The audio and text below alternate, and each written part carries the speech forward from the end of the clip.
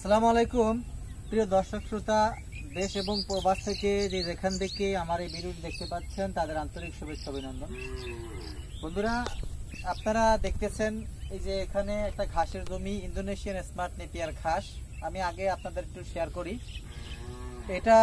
এই জমিটায় নিম্নভূমি, বর্ষার সময় আপনার পানি জমে থাকে। সেই জমিটাকে আমি দেখেন এই যে এখানে নালা আছে, এখানে পানি, আবার এখানে কিন্তু উঁচা বেড, এরকম উঁচা বেড তৈরি করে আমি এই নিচু জমিটাকে ঘাস লাগানোর উপযোগী করেছি।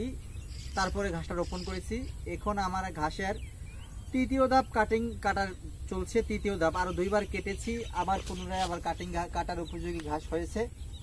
দেখেন, নিম্নভূমিতে কিন্তু আমরা এই প্রসেসিং এর মাধ্যমে ঘাসটা রোপণ করতে পারি। আর মূলত এটা উঁচু জমির ঘাস। আপনার যদি উঁচু জমি থাকে, বাড়ির আশেপাশে, আঙিনায়, ফাঁকা জায়গায়, মাঠে, রোডের পাশে, যে কোনো জায়গায় আপনি এই ঘাসটা রোপণ করে ভালো ফলন পেতে পারেন। এই ঘাসটা অল্প জায়গাতে প্রচুর পরিমাণ ঘাস চাষ করা যায়, বেশি ফলন পাওয়া যায়। দেখেন, এই ঘাসটা কিন্তু আপনার উচ্চতায় যদিও একটু ছোট, কিন্তু আপনার একটা ছোপে, একটা ঝাড়ে এত বেশি পরিমাণ আপনার চারা হয়, অন্যান্য ঘাসে সেটা সম্ভব নয়। আর এই ঘাসটা আপনি যতবার কাটবেন ততবারই কিন্তু আপনার ঘাসটা পর্যায়ক্রমে বাড়তে থাকে। এই ঘাসটা হচ্ছে ইন্দোনেশিয়ান স্মার্ট নেপিয়ার ঘাস।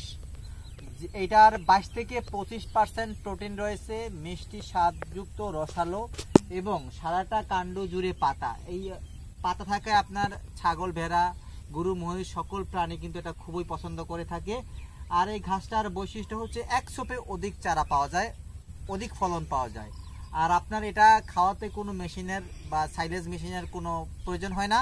সরাসরি কেটে খাওয়াতে পারেন গরু, ছাগলকে। কারণ এটা যত বড় শক্ত কাটিংই হোক, চাপ দিলে গুঁড়ো গুঁড়ো হয়ে যায়। এই প্রজাতির ঘাস রসালো ঘাস। এখন আপনাদের দেখাবো যে ঘাসটা আপনি কাটার পরে আবার কিরকম করে ঘাসটা আবার পুনরায় আপনার হয়। দেখেন, এখানে আমি 2টা ঝাড় দেখাচ্ছি আপনাদের। এই যে এখানে দেখেন, এখন কিন্তু বর্ষার মৌসুম। আপনারা দেখেন, এই যে পাতাগুলো কিন্তু শীত দেখাচ্ছে। এই দেখেন, এটা কিন্তু কোনো বিশেষ করে মেজর কোনো রোগ না। এটা কিন্তু আপনার আস্তে আস্তে ঠিক হয়ে যাবে। দেখেন, এরকম ফ্রেশ হয়ে যাবে পাতাটা এক সময়। এটা এভাবেই আপনার, যেহেতু এখন বৃষ্টি হচ্ছে, আবার গরম পড়ছে, বিভিন্ন ঋতু পরিবর্তনের কারণে ঘাসটা এরকম দেখাচ্ছে।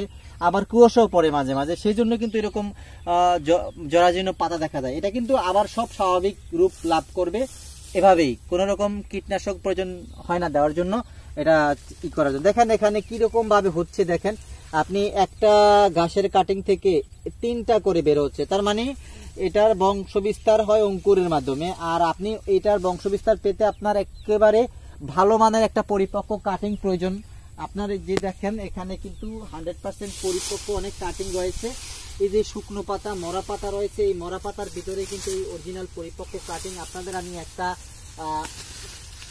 দেখাচ্ছি ছিঁড়ে। দেখেন, এই যে পরিপক্ক কাটিং, এই কাটিংটা যথেষ্ট আপনার এরকম একটা ঝাড় পেতে। আর আপনি একবার যদি চারা 5 থেকে 7 গিটের কাটিং রোপণ করেন, অনায়াসে 5 থেকে 6 বছর পর্যন্ত আপনি ফলন পাবেন। স্থায়িত্বের দিক থেকে ঘাসটা সেরা। দেখেন কত সুন্দর পাতা, সারাটা কাণ্ড জুড়ে, আর নরম ঘাসটা। এই দেখেন, মুড়মুড় করে কিন্তু ভেঙে যায়। গবাদি পশুর জন্য খুবই পছন্দের ঘাস। বন্ধুরা, আর ভিডিওটি দীর্ঘায়িত করবো না। যদি কাটিং প্রয়োজন হয় তাহলে স্ক্রিনে দেওয়া নাম্বারে যোগাযোগ করে বাংলাদেশের যে কোনো প্রান্ত থেকে আপনি কাটিংটা সংগ্রহ করতে পারেন। সবার সুস্বাস্থ্য ও দীর্ঘায়ু কামনা করে বিদায় জানাচ্ছি। আল্লাহ হাফেজ।